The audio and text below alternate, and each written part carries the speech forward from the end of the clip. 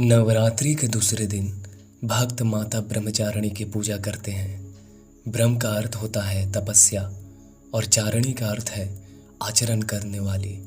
इसलिए माता ब्रह्मचारिणी तपस्या करने वाली देवी के नाम से जानी जाती हैं। तो स्वागत है आपका पुनः हमारे YouTube परिवार श्री आर्यवर्त में। माता ब्रह्मचारिणी का स्वरूप अत्यंत शांत और तेजस्वी है और हम आज के इस वीडियो में माता ब्रह्मचारिणी यानी नवदुर्गा की दूसरी दुर्गा के बारे में चर्चा करेंगे। वे दाहिने हाथ में जप की माला और बाएं हाथ में कमंडल धारण करती हैं। श्वेत वस्त्र धारण किए हुए माता ब्रह्मचारिणी ज्ञान, तपस्या और आध्यात्मिक शक्ति का प्रतीक है।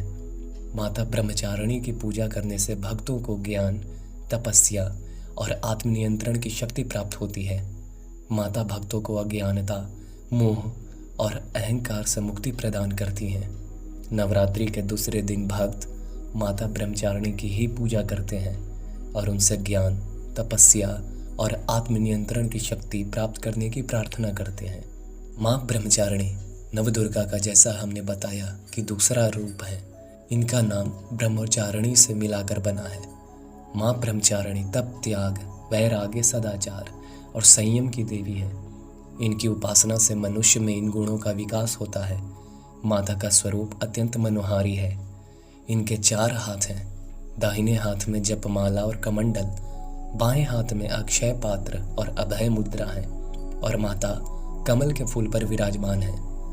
माता ब्रह्मचारिणी नवरात्रि के दूसरे दिन पूजी जाने वाली देवी दुर्गा जी की दूसरी स्वरूप है।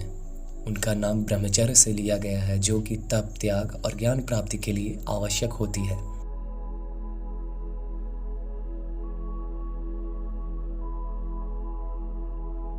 बहुत समय पहले पर्वतों के राजा हिमवान राज्य किया करते थे।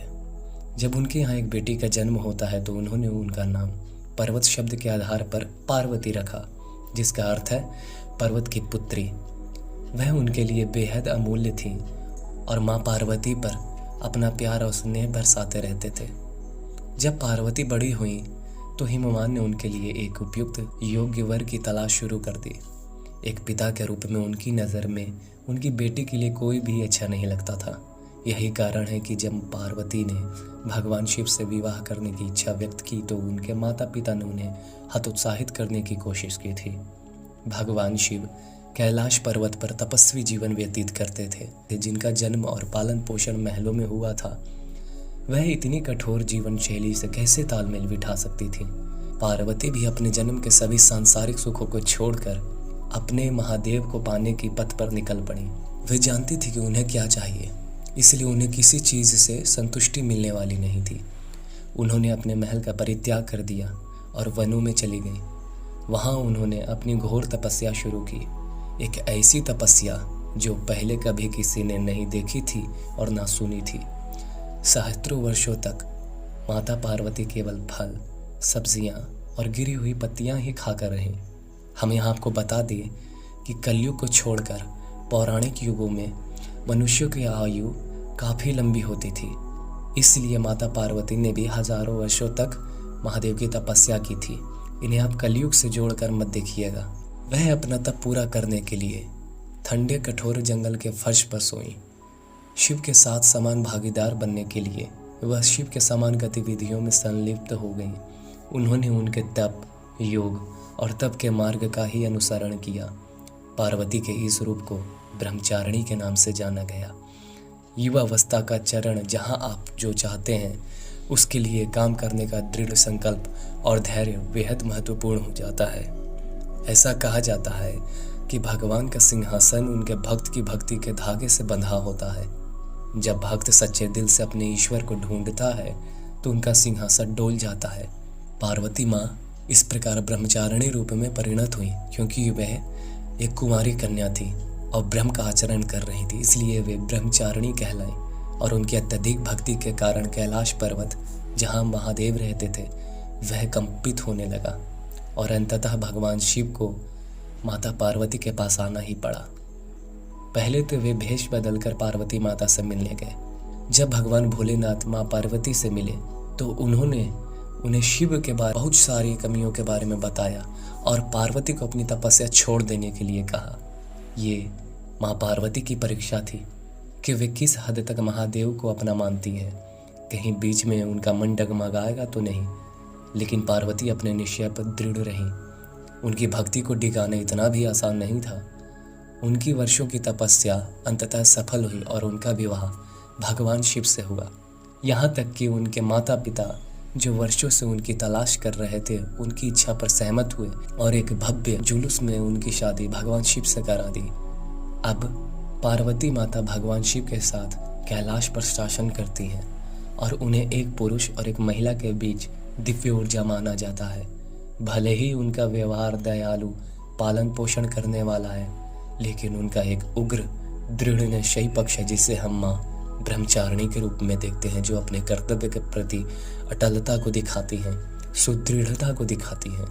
यदि आप भी अपने जीवन में, चाहे भक्ति मार्ग में, अध्यात्म मार्ग में या कर्म मार्ग में कुछ भी पाना चाहें, तो आपको माँ ब्रह्मचारिणी से सीख लेनी चाहिए कि एक महिला होकर भी माता कितनी दृढ़ निश्चयी थी। उस प्रकार हम तो उनके शिष्य हैं, बालक हैं, कुछ हद तक तो हो ही सकते हैं और अपना जीवन यापन सुख से कर सकते ही हैं। माता ब्रह्मचारिणी के पूजा का महत्व ये है कि ये आपको तप और त्याग की प्रेरणा देना सिखाती हैं, सकारात्मक ऊर्जा का आप में संचार करती हैं, आपकी आध्यात्मिक उन्नति करती हैं तथा आप में संयम और आत्मनियंत्रण प्रदान करती हैं। और इसके उपरांत माता आपको विजय और सफल सिद्ध करती हैं। माता ब्रह्मचारिणी की पूजा विधि जो है वो नाना प्रकार के क्षेत्रों में अलग अलग है। आप बस एक माँ और एक पुत्र के भांति उनकी सेवा करें। पंचोपचार पूजन का सहारा लें या फिर षोडशोपचार पूजन विधि का अपने समय अनुसार सहारा लेकर उनकी पूजा अर्चना कर सकते हैं। पंचोपचार पूजन विधि और षोडशोपचार पूजन विधि के बारे में हमारे चैनल पर पूर्व से ही वीडियो प्रकाशित है, आप उसे जाकर अवश्य देखें। ये थी माँ ब्रह्मचारिणी की सुंदर कथा और ब्रह्मचारिणी माता के स्वरूप से मिलने वाली सीख। अब आप किस प्रकार भक्ति करते हैं मायने ये नहीं रखता, मायने ये रखता है कि किस निष्ठा से माता से क्या मांग रहे हैं। जिस प्रकार एक माँ अपने पुत्र को यशस्वी होने का वर देती हैं, यशस्वी होने के पीछे उसकी सहायता करती हैं, उसी प्रकार ये माता भी हैं, हमारी जन्मदात्री माँ, और इनमें कोई भी फर्क नहीं है, क्योंकि ये हमें तब से जानती हैं जब हमारा कोई अस्तित्व ही नहीं था। और इनके अलावा हमारे लिए अच्छा बुरा जान के हमारे लिए जो हमारे हित में अच्छा हो। आशा करते हैं कि ये वीडियो आपको अच्छी लगी होगी। जय भगवती, हर हर महादेव।